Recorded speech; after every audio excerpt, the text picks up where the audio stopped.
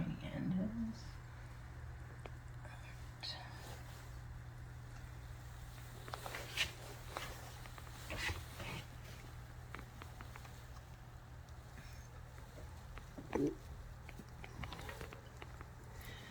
There's a good bit of color on this bird.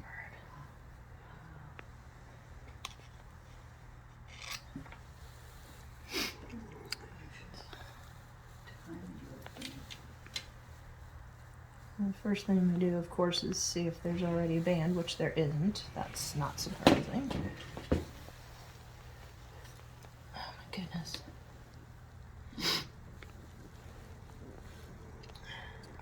Her tail.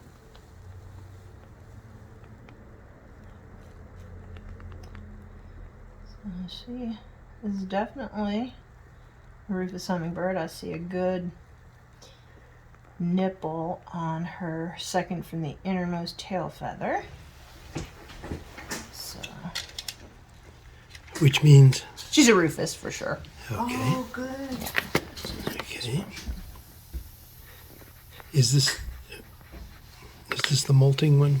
You haven't looked at her head? I think so. Haven't looked at her head? I looked at the head a little bit, and there are definitely pin feathers on the head, even though the head doesn't look. She's a Rufous, too... Ginger. Huh? Rufous? Yeah, Rufous for sure. Yeah, she doesn't look too spiky, but there's definitely molt going on the head. Let's see if she's hungry.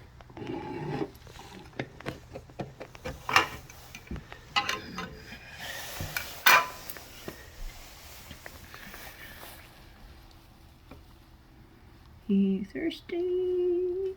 Not really. Alright, we'll give you another chance before you go.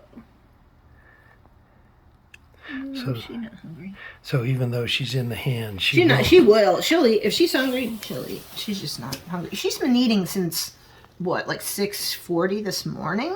Uh-huh. So I don't expect her to be very hungry. Alright, so this isn't as traumatizing as one might think. As you might think, no. She'd probably rather not be here right now, but in fact, Ginger, you'll probably see her at your feeder more today than here, is my guess. Yeah. Yeah, but, yeah, so. I took it down to... Right. Good idea. Don't show anybody that picture.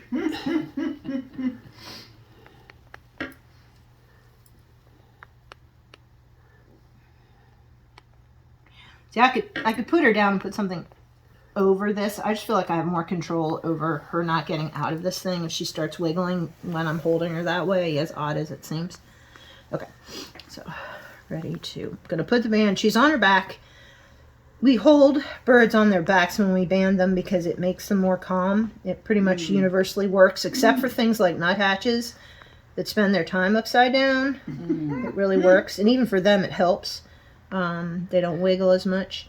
And all I'm doing is I'm just going to crimp this band around her right ankle because it's the leg that's closest to me when she's upside down. There's really no magic at all. Now I'm just making sure the band's closed because these particular pliers are a little large, so they don't crimp at 100%. So I'm just going to give it another little crimp, and now she's wearing a little bracelet. It's not going to come down over her toes, but it's going to move with her like my bracelet does.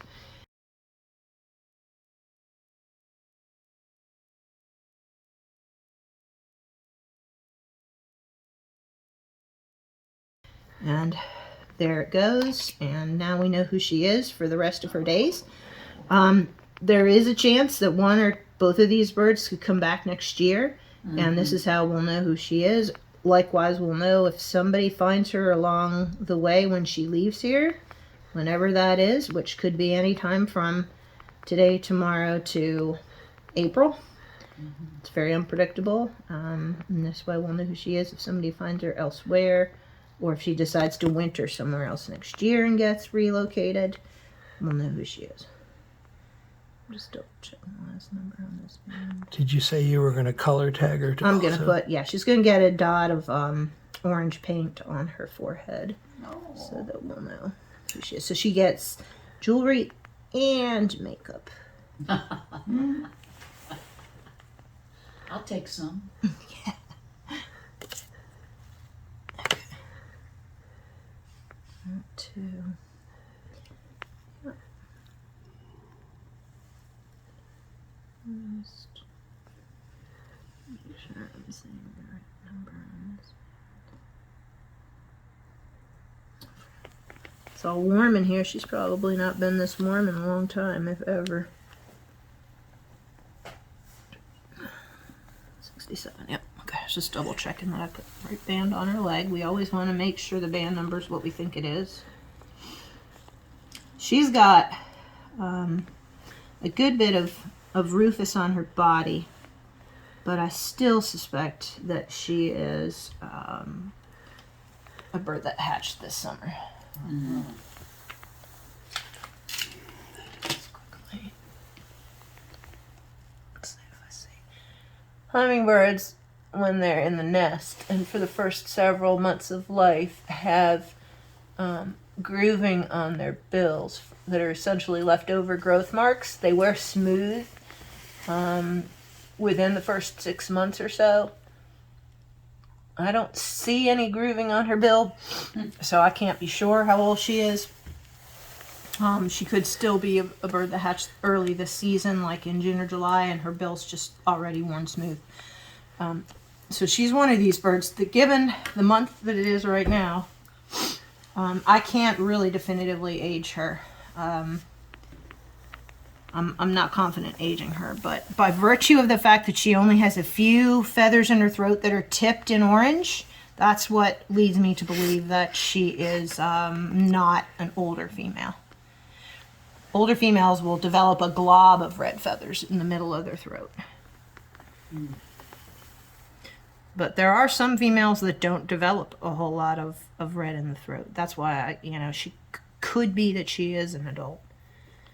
Meaning that she's 2, 3, 4, 5 years old. These guys tend to live a little bit longer than ruby-throated, so they may live 7 years. Not uncommon for them to live 7 years, whereas ruby-throats, we only think of them really living about 5 years. But even with ruby-throats, we've had females that have way outlived that average. We've had 2 different 9-year-old females that have been recaptured in Illinois in the last year. But she's going to typically get more and more brown, rufusy brown with age, so that she'll have rufous on her face, as well as more color in her flanks, although she has a fair bit of coloring there already. She's got from her shoulder down to her undertail coverts are already this typical rusty brown color. And of course, the real way to tell these gals apart from ruby-throated is the fact that they've got brown at the base of the tail feathers, whereas a ruby-throat's going to be black at the base of the tail. You can see she's got this brown at the base of each of the tail feathers. So. And how do you know she's not an Allen's? Well, I know she's not an Allen's because she's got a very well-defined nipple on the second from the innermost tail feather. Let's see if I can isolate that. She's not wanting to spread her tail for me. I'll have to manhandle her a little bit here, but you can see this feather, right? Oof. I can't get in there. Yeah, it's hard. She's not cooperating at all, but this feather right here has a nipple on it, and that tells me she's a rufous. And that gets more well-defined with age as well. And her outermost tail feather is wider than I would expect on an Allen's. Her outermost tail feather, let's see if she'll cooperate. She's just not. She's very tense, and so she's not allowing me to move her tail feathers around very well at all. Oh, goodness. This outermost tail feather is probably it's a good bit wider than 2 millimeters. No, it's just not letting me do it. Also, when I start measuring her, which I'm about to do, I'm probably going to find that she's on a larger end of the size spectrum. Allen's are smaller than rufous, but it's not a noticeable size difference to our eyes.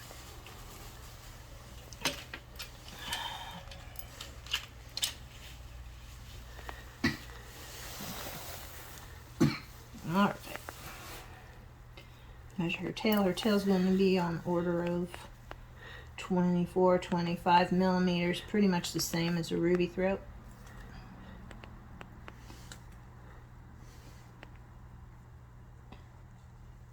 Yeah, 25.5. And her wings are going to be on the order of 42, 43 millimeters. Same roughly as a ruby throat.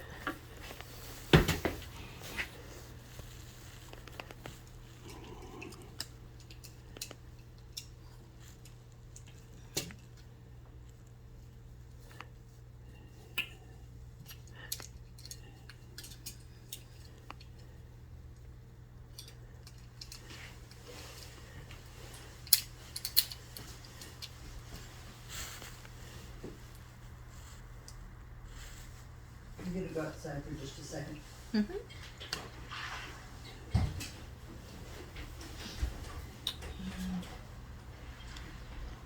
Her wing feathers are molting right now. She is in active primary feather molt, which tells me she's not going to really go anywhere. She certainly can't go anywhere. She can't go very far until this feather molt is done. And what do you mean by far? Not too far, or certainly not too far in the day. She wouldn't be able to cover very much ground with the situation with her feathers. Like, I mean, we're she's talking. not going to head out. She's not going to go tens or hundreds of miles with incomplete flight feather molt. She's got feathers that are coming in. She's got one right here that's still in the sheath. You can see the sheath if you look. See it right here in the middle of the feather. It's coming out of that sheath, and these new feathers that are in here are a darker black, whereas the ones out here that haven't been molted yet are a brownish color, and they're also very frayed. You can see the fraying at the tip. So she is replacing them sequentially from the middle out. The primaries from the middle out, the secondaries from the middle in. And she does have secondaries that are just coming in as well, and she's got one that's missing close to her body. So odds are she's going to finish molting those feathers, and then she's also going to be molting some of her body feathers, which is what you've seen on her head. Her head's got a lot of pin feathers on it too. I bet in a minute when I blow on it, we'll probably be able to see a lot of pin feathers. I'm just going to measure her bill.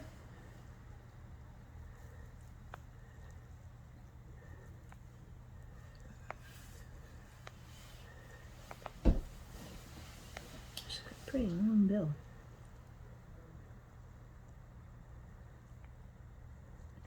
She's got a pretty long bill. 71. So yeah, and just size-wise, she's too big to be an Allen's, even if I hadn't looked at her tail.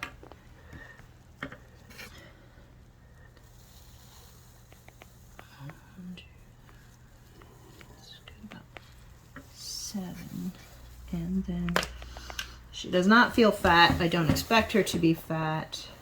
I'm gonna look. No, she doesn't have any fat, but that's typical. They're only fat when they're in migratory mode. Now, some Rufous hummingbirds begin migrating in January. And if she's one of those, she might start feeding heavily and gain some weight in the next couple weeks.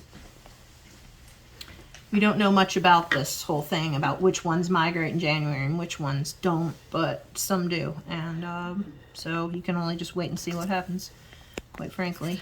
And if she migrates, where will she likely go? I can't say with certainty, but there seems to be this odd pattern where they go further south before they turn and go north again. And is it possible that she went down into Mexico before coming here? Not likely. Oh, not? Not likely. I thought that was... Probably came due east, more or less.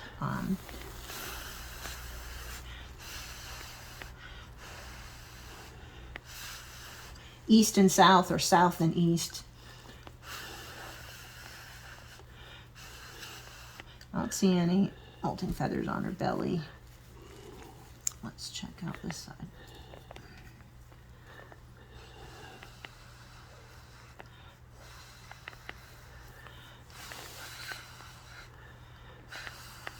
She's only got a few molting feathers on her head. So the old information about them going south into and then Mexico north. and then coming back, I think that's. It's It not- may happen with some of the birds, but I don't think so.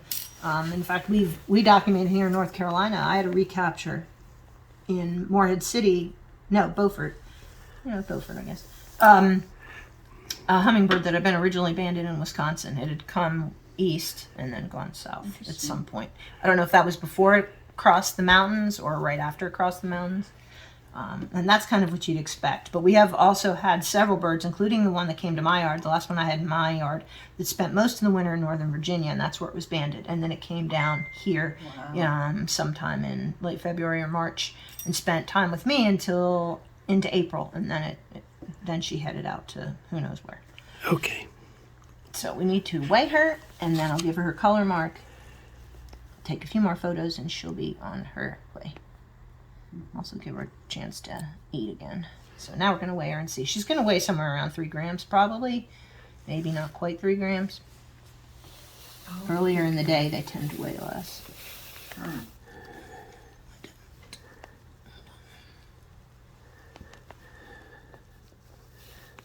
Yeah, she's going to weigh under 3 grams. She's going to weigh around 2.5.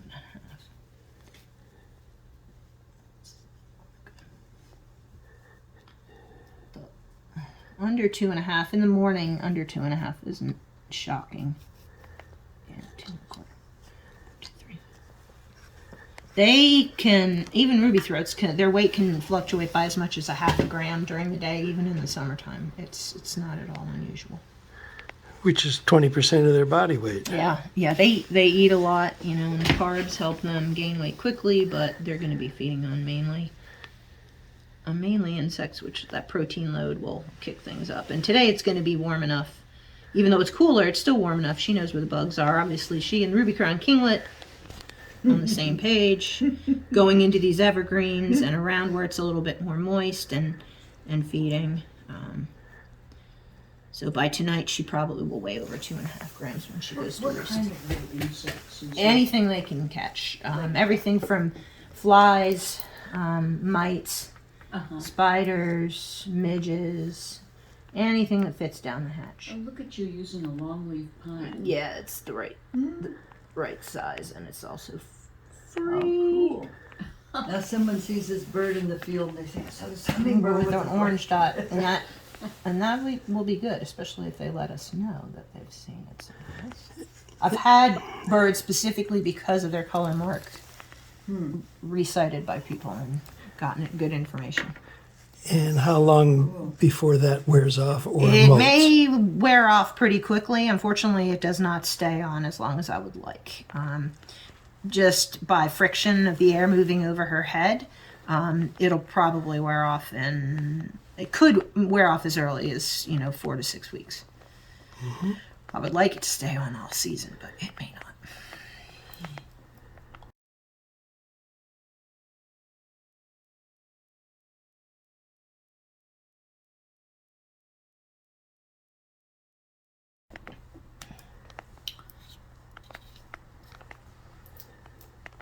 So you'll be able to tell them apart now by the color mark on the head and know for sure if both birds are still here. It wouldn't surprise me if the other bird wanders away or has wandered away. It wouldn't surprise me at all.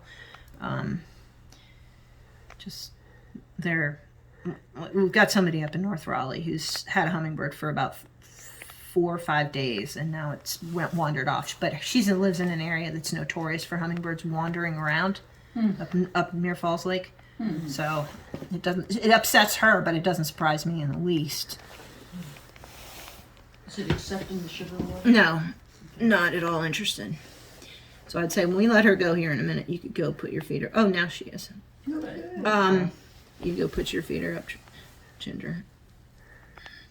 When they start to eat, you'll see the feathers are on the head are moving because her tongue is so long it attaches on the back of her head, and so the feathers on the head move as the tongue moves, and she's rapidly moving her tongue in and out of the sugar water.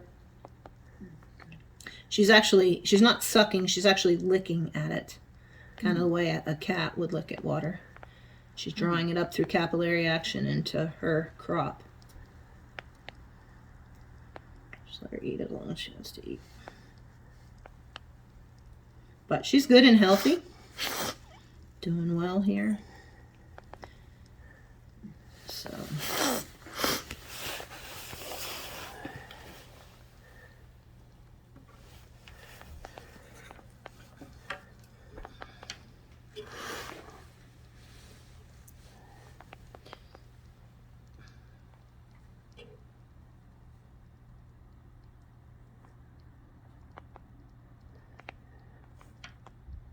Mm-hmm.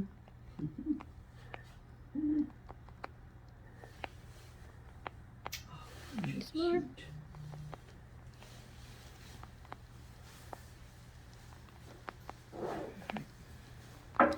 And then we're about to the point of the best part, letting her go.